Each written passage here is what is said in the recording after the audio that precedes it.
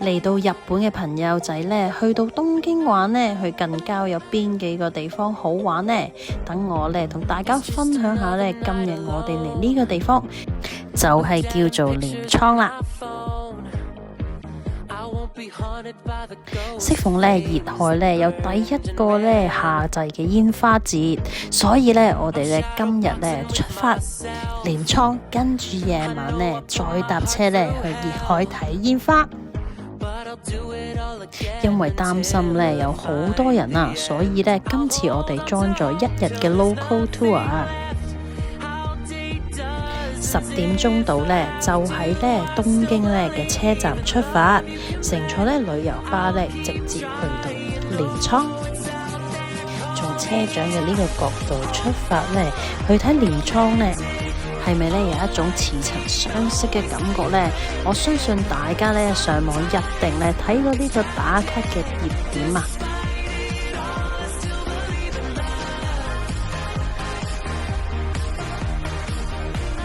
所以理所當然地，第一件事呢，去到呢鎌倉呢，一定呢先坐下江之電先啦。雖然我哋去嘅時候唔係旅遊旺季，但係呢已經逼到不可開交啦。所以大家要有心理準備呢，要攞一個好嘅角度呢去影到呢個靚景呢，可能呢要來回搭幾次先得。要打卡呢，同周杰倫一樣嘅網紅景點，一啲都唔容易啊！人來人往，簡直係逼都逼唔入。所以呢，我就退而求其次，揾到一個位呢，可以睇到呢江之電嘅經過，影相拍片出嚟，感覺都唔錯啊！打卡完呢網紅江之電之後呢，我哋呢就出發去江之島啦。當日呢天氣十分炎熱，萬里無雲，所以呢提大家一定呢要呢帶備一啲呢避免中暑嘅用具，例如啦有帽啦，飲多啲水啦，亦都呢要呢留意下呢身體出汗嘅情況。當日呢有成36度嘅，有團友呢亦都 feel 到不適呢要送去醫院，所以大家呢一定要留意，千祈唔好中暑啊！去完江之島之後呢，我哋食少少嘢呢，就出發去熱海呢睇煙花啦。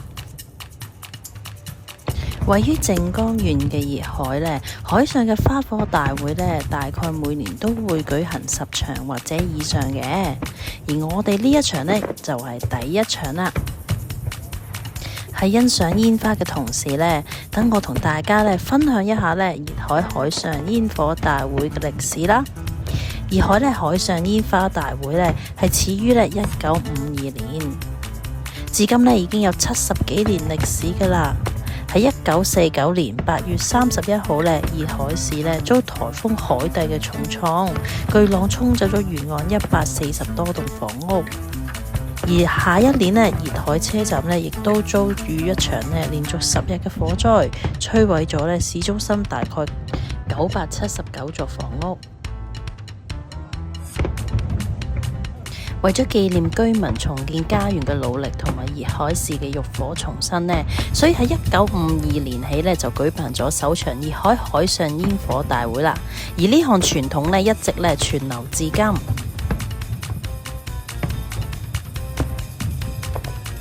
煙火大會舉辦嘅地點呢就係熱海灣，三面環山。煙火呢喺海面上面呢，綻放嘅聲音呢於山海之間回盪，產生咗呢好似喺大型體育館裏邊嘅回音效果。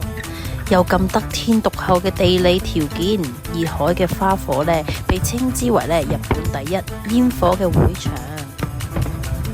每一場熱海海上煙花呢大會呢壓軸都會上演呢空中尼加拉瓜大瀑布嘅特別煙花，唔係一顆煙花，而係整個會場呢同時發射呢高密度嘅銀色煙花喺空中呢一次性爆發。原本呢漆黑嘅夜空呢明亮如鏡，現場效果聲音呢好震撼，令人呢嘆為觀止。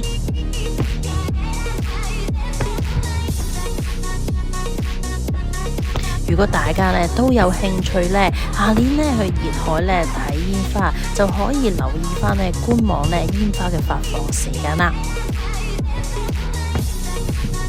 因為我哋今次呢係跟團，主要呢都係坐呢大型嘅巴士呢作為呢個交通工具啦。但係如果大家呢都有興趣呢，自己呢去熱海睇煙花，就可以呢坐返 JR 東海道新幹線啦。大概呢由東京出發需要50分鐘嘅車程嘅啫。之後喺 JR 站呢，就可以大概行15分鐘就去到熱海嘅煙火大會嘅會場啦。不過提提大家，因為呢煙火季節呢，地區會非常之繁忙，會進行呢人潮嘅管制，所以呢建議大家預留多啲時間，唔阻住大家呢欣賞呢熱海嘅煙火啦。希望大家呢都欣賞呢熱海呢夏祭煙花節嘅分享啦。